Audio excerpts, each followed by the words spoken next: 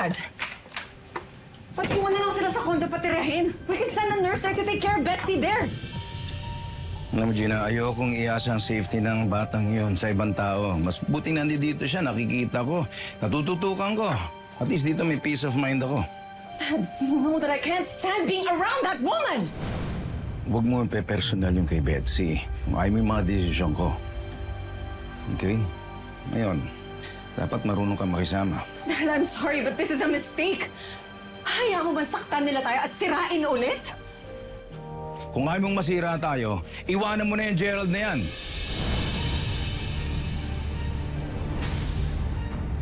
Divert na naman kay Gerald ang usapan, Dad.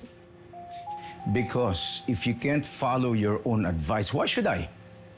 Di ba? Kaya ayaw mo siyang talikuran dahil kay Mindy. Ganun din naman ako eh. Ginagawa ko lang to para sa bata, para sa magiging kapatid mo. Look, Gina, ang concern ko lang dito yung bata. Ayoko nang balikan si Betsy. In fact, doon siya matutulog sa guest room. Ayoko na siyang katabi.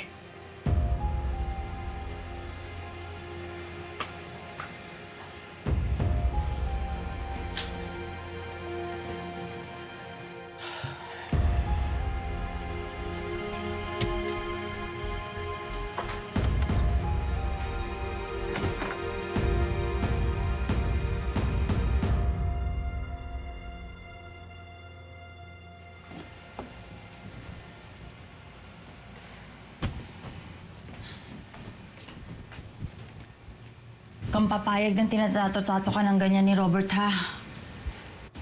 Gamitin mo yung kondisyon mo. Amuhin mo ulit para mahulog uli sa'yo. Tulad ng ginawa mo kanina sa pool. Nay, hindi ako umaarte kanina. Bakit ko naman ilalagay yung anak ko sa panganib?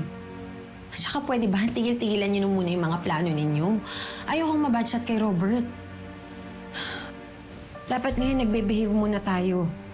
Kasi malamang babantayan ni Robert lahat ng kilos natin. O, teka muna. Huwag mo sabihin pati si Gina kailangan himasimasin. Hindi naman natin kailangan makasundo si Gina. Basta ang importante, makuha ulit natin yung tiwala ni Robert.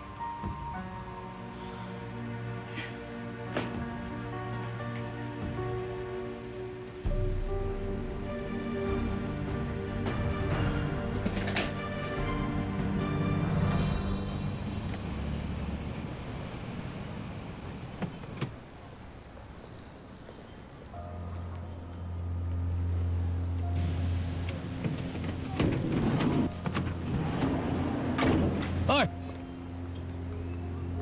Bata! Anong ginagawa mo rito, ha? Dad, alam ko pong bawal sa bahay.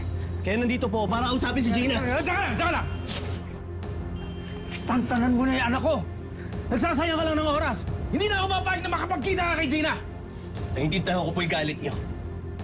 May karapatan ho kayong magalit sa akin, Dad. Dahil malaki atraso ko sa'yo. Pero problema ho namin mag-asawa to. Kami ho ni Gina ang mag-aayos ito. Hindi niyo ho mapipigilan na suyuin ho siya. Pagkatapos ng ginawa mo sa aking anak, wala ka ng pwesto sa buhay nila! Hindi ho kayo makapag-desisyon dyan. Si Gina! Mo ko susubukan dyan. Dad, handa ho akong panggay ng sino mga harang na makasama ang pamilya ko. Kahit na kayo pa. Last warning mo na, Gerald! Sinasabi ko sa'yo, last Dad! Wala rin ho sa isa yung buhay ko kung di ko makakasama ang mag-ina ko. Sige na, dalhin niyo na! Ilabas itong sila ulong tama tayo! Ayoko nang bumabalik ka dito! Sige na! Gulo, gusto ko lang makausap si Gina! Sige na, huwag na! Hindi ako nagkukulo! Gusto ko lang makausap si Gina! Umalis ka na! Dad! Umalis ka na! Dad!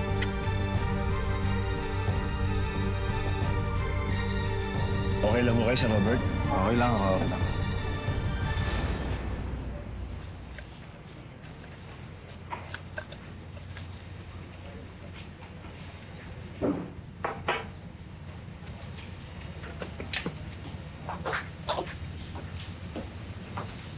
Betsy, Gina, ayoko ng gulo. Sama sa baby na ma-stress ako. gusto lang naman kita makausap. Tungkol saan?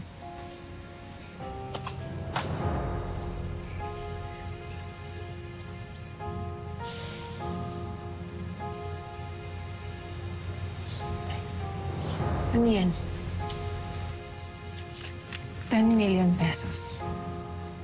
Enough naman na siguro to para layuan mo ng daddy ko at hindi mo na ipagsiksikan ang sarili mo sa buhay namin. Ano?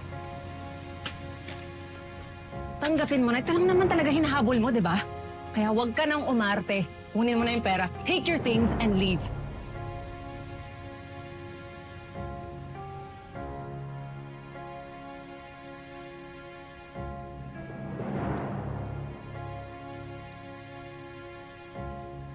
Betsy!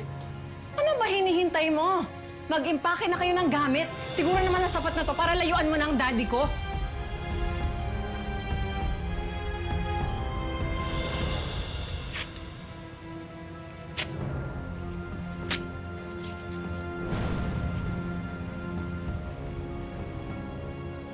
Kung pera lang ang habol ko, tinanggap ko na ang offer ng daddy mo.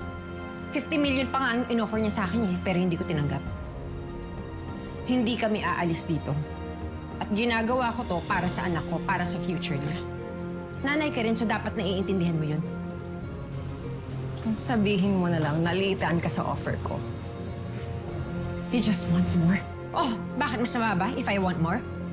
Hindi na para sa akin, para sa anak ko. Masama ba if I want more? If I want my best para sa baby ko? Hindi ba yun din ang gagawin mo para kay Mindy? Oo! I want the best for my daughter.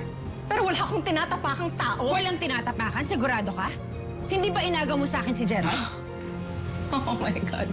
Hanggang ngayon ba naman, Betsy, yan pa rin ang issue mo? Ang tagal na nangyari niyan. Nakapag-move on ka na, di ba? Pinakasalan mo si Daddy? Then what did you do? You cheated on him. At sa asawa ko pa. You're not only a cheater, pero ahas ka din. Tapos ngayon gagamitin mo yung baby mo para sa kasakiman. Alam mo, naaawa ako sa magiging kapatid ko kasi ikaw ang magiging nanay niya. Kung ano yung binabalak niyo, huwag mo nang ituloy. Dahil ngayon, tumutuloy tayo sa alambre. Hindi tayo pwede magkamali dahil mahuhulog tayong lahat. Ano kailangan mo? Peace offering. Pwede ba, Aling Susan, huwag ka na umarte. Hindi bagay sa'yo. Sige na. Huwag ka na umarte. Hindi na nga. Kunin mo na. Ayoko nga ho eh. Ayok. Kunin mo. Ayoko Kunin nga. mo na.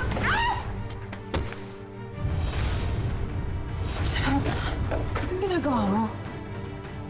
Akala ko ba sinusubukan nating ayusin to? Ba't may kopya ka ng divorce papers? Gina, hindi mo na ba talaga ako mapapatawad? Plano mo pa rin ba talaga maipaghiwalay sa akin?